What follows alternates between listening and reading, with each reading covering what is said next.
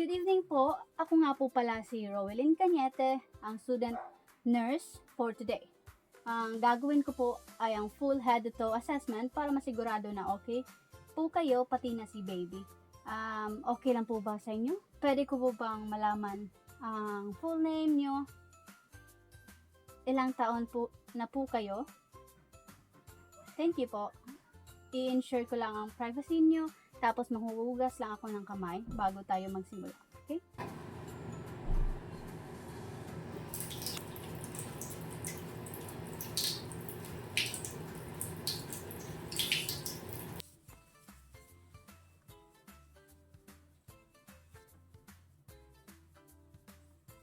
Sige po, kukunin ko po muna yung vital signs nyo. First is temperature.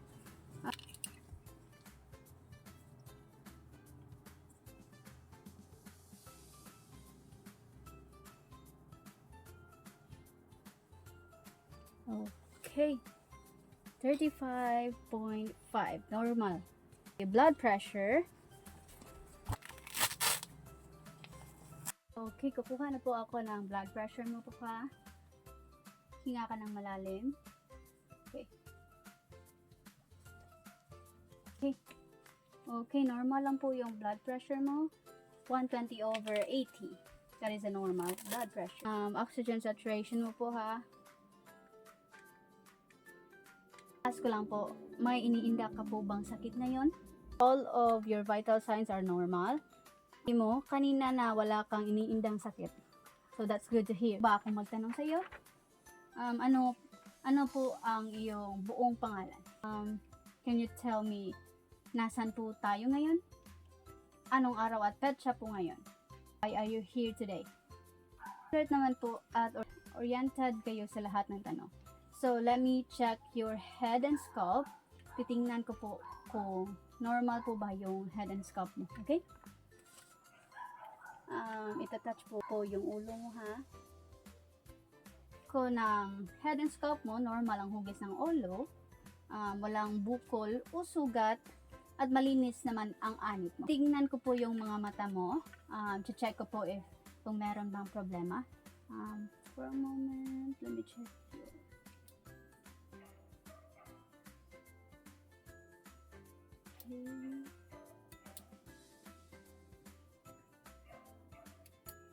Mo, pink naman yung conjunctiva, maputi naman yung sclera, at normal naman yung pupil reaction sa ilaw. Malinaw naman po yung paningin at wala namang problema sa pagkilos ng mata. Okay? There's no sign of abnormalities of your eye. Yung ears nyo.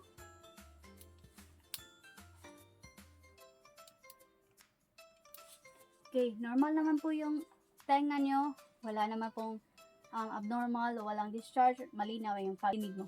Okay, sa nose naman po. Laman, pantay naman yung ilong. Walang sipon o bara. Mouth and throat. Pwede po ba pakibuksan yung mouth mo? Ka-check ko ng iyong mouth and throat. Moist ang loob ng bibig. Medyo namamaga ang gilagid because you are pregnant. And buo ang mga ngipin at midline ng dila. Tingnan ko po yung leg mo. Okay, thank you po. Neck mo, pantay ang trachea or trachea, walang bukol, malaya ang paggalaw ng lieg, pantay ang carotid process, okay? And next po, check ko po yung arms and hands mo po. Tatouch ko po yung kamay mo ha. Check ko po yung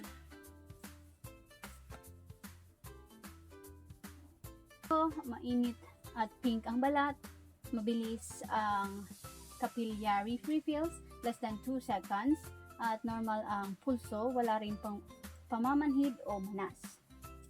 Check ko po ha. Deep breath. Inhale. Exhale. Inhale. Exhale. Ang lungs mo, pantay, malinaw ang tunog ng baga sa harap at sa likod. So next, check ko po yung heart mo din. Check ko po ha. At check ko po yung breast mo. Okay. Nakaramdam po ba kayo ng pananakit o may lumalabas sa utong nyo? Naman po. Okay. So, as per checking, pantay ang dibdib, walang bukol o discharge. Next po, check ko po yung abdomen. Okay lang po ba natin tingnan? Or chan mo? Okay. Sa pagka-check ko ng heart mo, normal naman ang S1 at S2 sounds. Walang murmurs, apical pulse ay kukunin ko po ng 1 buong minuto.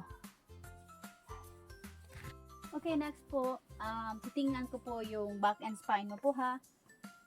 Okay.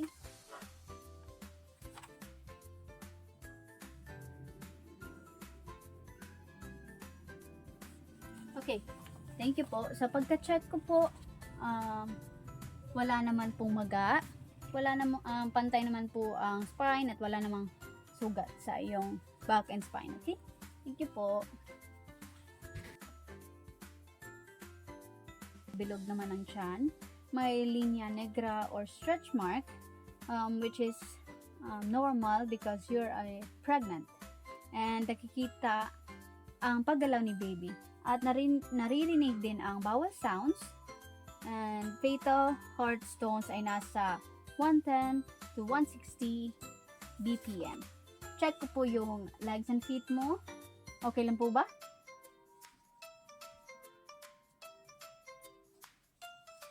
Sa pagka-check ko po, mainit at pink ang balat. Normal ang capillary refill. Maaring may konting manas, pero normal po yan sa buntis. Okay? Check ko lang po yung tuhod niyo po for reflex. Sa pagka-check ko po, normal naman po ang reflex. Patellar 2+. Walang clunose, alert pa rin po kayo. Wala naman po bang pagbabago sa ihi o pagdumi? Hirap po ba kayo? O madalas? Kumusta po kayo? Tapos na po ang assessment. Sa ngayon, normal po lahat ng findings nyo para sa 37 weeks na pagbubuntis. Any other clarification or questions? Bago po ako umalis, thank you po sa cooperation sa iyong assessment. Ask ko lang po, are you comfortable with your position? Ayusin ko po yung